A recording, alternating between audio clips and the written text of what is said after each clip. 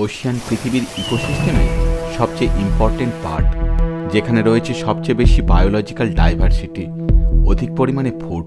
কিন্তু এখনও পর্যন্ত মাত্র 5% ওশিয়ান এক্সপ্লোর করা সম্ভব হয়েছে।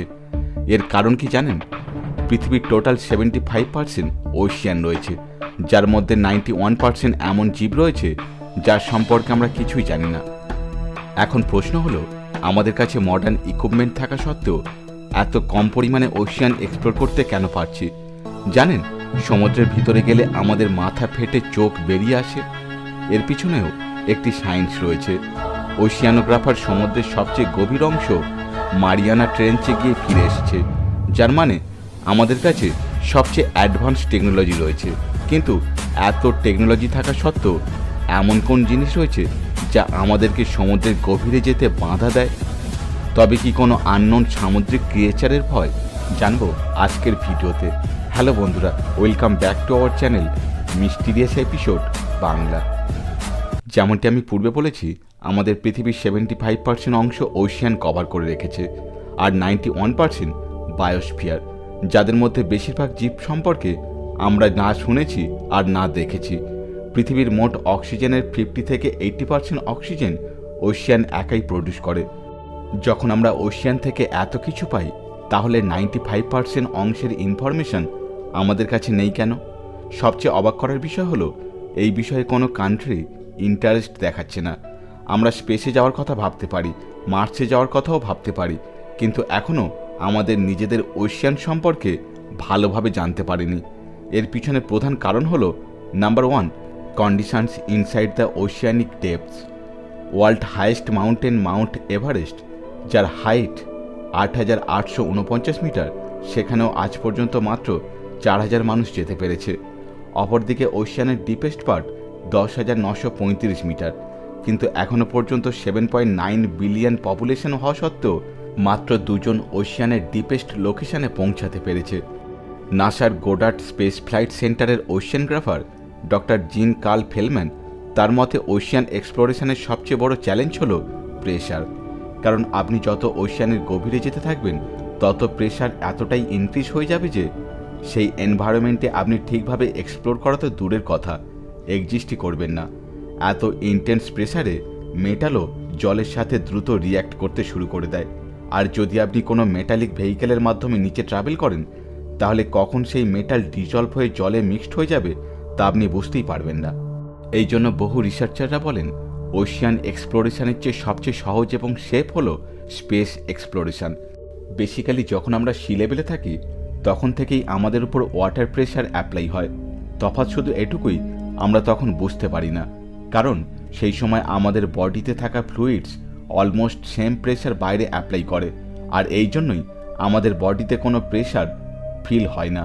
কিন্তু প্রতি 10 মিটার জলের নিচে যাওয়ার পর প্রেশার ইনক্রিজ হয়ে যায়। একটি রিপোর্ট অনুসারে দুনিয়ার সবচেয়ে ডিপেস্ট ওশিয়ানিক ট্রেঞ্চ মারিয়ানা ট্রেঞ্চের কাছে পৌঁছাতে পৌঁছাতে প্রেশার সারফেস প্রেশারের চেয়ে 1000 গুণ বেড়ে যায়, যার জন্য এখানে মনে হয় যেন কারোর ওপর 50টি জাম্বো জেটস রাখা হয়েছে। এর পরিণাম কি হতে পারে তা নিশ্চয়ই আপনারা বুঝতে পারছেন। 3000 থেকে 9000 পাউন্ড পার ইঞ্চি প্রেশার আপনার বডিতে পড়তে শুরু করবে। যদি আপনি এই প্রেশারকে সহ্য করেও নেন, তাহলেও ভয় থাকবে এই ভাস্ট ওশিয়ানে হারিয়ে যাওয়ার। আর যদি আপনি একবার হারিয়ে যান, তাহলে আপনাকে বাঁচানোর আর কেউ থাকবে না, কারণ ওশিয়ানের গভীরে বিরাজ করে ঘন অন্ধকারাচ্ছন্ন। ওশিয়ান যত ডিপ এবং ডার্ক, তত ঘন অন্ধকারে ভরা। এখানে বহুদূর পর্যন্ত কোনো আলো কিরণ দেখা যায় না। সানলাইট শুধুমাত্র 1 কিলোমিটার ডিপ ওয়াটার পর্যন্ত পৌঁছাতে পারে, কিন্তু যখন লাইট ওয়াটারের ভিতর থেকে পাস করে, তখন ওয়াটার মলিকিউলস এবং অন্যান্য এলিমেন্ট একে অ্যাবজর্ব এবং স্ক্যাটার করে দেয়। এই জন্য যত ডিপনেস ইনক্রিজ হবে, 10 মিটার গভীরতা পর্যন্ত আমরা শুধুমাত্র ভিজিবল লাইট থেকে লঙ্গার ওয়েভলেন্থ, অর্থাৎ রেড লাইট লেন্থ দেখা যাবে। এরপর যখন আমরা 10 মিটারের আরও গভীরে যাব, তখন ধীরে ধীরে রেডের পরিবর্তে অরেঞ্জ কালার ডমিনেট করে। এই জন্য ওশিয়ানের ভিতর টর্চ ব্যবহার করতে হয়। এরপর 150 মিটার গভীরে ক্লিয়ার ওয়াটার থাকা সত্ত্বেও হিউম্যান আইস শুধুমাত্র একটি কালার দেখতে পায়, সেটি হলো ব্লু লাইট, যেটি 800 মিটার গভীরতা পর্যন্ত চলতে থাকে।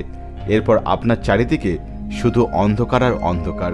এখানে আপনি কোনো টর্চও জ্বালতে পারবেন না, কারণ এখানে ওয়াটার ডেনসিটি এতটাই বেড়ে যাবে যে লাইট ট্রাভেল করার জন্য কোনো রাস্তাই থাকবে না।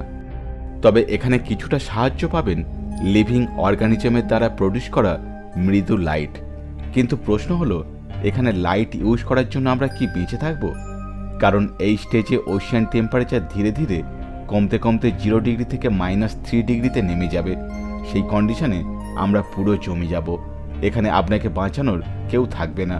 আপনাদের নিশ্চয়ই টাইটানিক মুভির কথা মনে আছে, যেটি সাল 1912-তে নর্থ আটলান্টিক ওশিয়ানে ডুবে গিয়েছিল। সেই শিপকে খোঁজার জন্য প্রায় 73 বছর সময় লেগেছিল। এবার আপনিই ভাবুন, যদি এত বড় জাহাজকে খুঁজতে 73 বছর সময় লেগে যায়, তাহলে মানুষ এর সামনে কি? এরপর মালয়েশিয়ান এয়ারলাইনের এক্সাম্পল নিতে পারেন, যেটি সাল 2014-তে ইন্ডিয়ান ওশিয়ানে ভ্যানিশ হয়েছিল। এর একটি টুকরো খুঁজতে 1 বছর সময় লেগে যায়, কারণ এমন কোনো টেকনোলজি নেই যেটি ডিপ ওশিয়ানে কোনো কিছুর অ্যাকুরেট লোকেশন বলতে পারে। আপনারা নিশ্চয়ই র্যাডারের কথা ভাবছেন, তাই না? কিন্তু এটি একটি রিমোট সেন্সিং টেকনোলজি, যা রেডিও সিগন্যালের উপর কাজ করে, যেটি মাত্র 20 মিটার গভীরে পৌঁছাতে পারে। কারণ high density is equal to more molecules is equal to let propagation of radio signals, যার মানে রেডিও সিগন্যাল লঞ্চ করার পরেও অ্যাকুরেট লোকেশন পাবেন না। কিন্তু এটি কি সত্যি এত ডিফিকাল্ট ডিপ ওশিয়ান এক্সপ্লোর করার জন্য, নাকি এটি শুধুমাত্র একটি এক্সকিউজ মাত্র? যেমনটি আমরা পূর্বে দেখলাম, সমুদ্রের টেম্পারেচার মিনিমাম ফ্রিজিং পয়েন্ট পর্যন্ত নামতে পারে, কিন্তু স্পেস টেম্পারেচার -273.45 ডিগ্রি সেলসিয়াসে নেমে যায়, যেখানে চোখের পলকেই সব শেষ। এর সামনে ওশিয়ান ওয়াটারের টেম্পারেচার কিছুই না। সমুদ্রের ঠান্ডার হাত থেকে রক্ষার জন্য বিশেষ কিছুর প্রয়োজন নেই।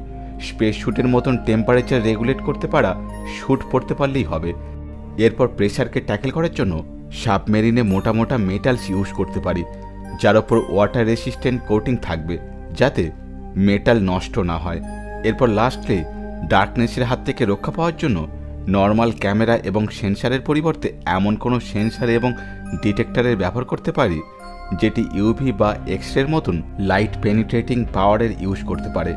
কারণ টেকনোলজি আমাদের কাছে প্রথম থেকেই ছিল, শুধু সমস্যা ছিল ফাইন্যান্সের। সাল 1970-এ সেই সময়কার ইউএস প্রেসিডেন্ট রিচার্ড নিক্সন একটি নতুন অর্গানাইজেশন গঠন করে, যার নাম national oceanic and atmospheric administration, অর্থাৎ NOAA, যেটি ঠিক নাসার ন্যায়। দুটির মধ্যে ফারাক শুধু এটুকুই, নাসাকে সাল 1958-তে এস্টাবলিশ করা হয় স্পেস রিসার্চের জন্য, যার অ্যানুয়াল বাজেট ছিল অ্যারাউন্ড $20 বিলিয়ন, আর নোয়াকে এর 12 বছর পর এস্টাবলিশ করা হয়, যার অ্যানুয়াল বাজেট মাত্র $6.9 বিলিয়ন। এই জন্য টেকনোলজিতে এত এগিয়ে থাকা সত্ত্বেও ইউএসএ ওশিয়ান রিসার্চের ক্ষেত্রে এত পিছনে রয়েছে। আপনাদের কি মনে হয় না ওশিয়ান রিসার্চে বাজেট বাড়ানোর প্রয়োজন? অবশ্যই কমেন্ট করে জানান। ভিডিও ভালো লাগলে একটা লাইক, বন্ধুদের মধ্যে শেয়ার, আর এই ধরনের ইনফরমেটিভ ভিডিও পেতে চ্যানেলটি সাবস্ক্রাইব করে পাশে থাকা বেল আইকনটি প্রেস করে অল করে দিন। দেখা হচ্ছে পরবর্তী ভিডিওতে, সঙ্গে থাকুন।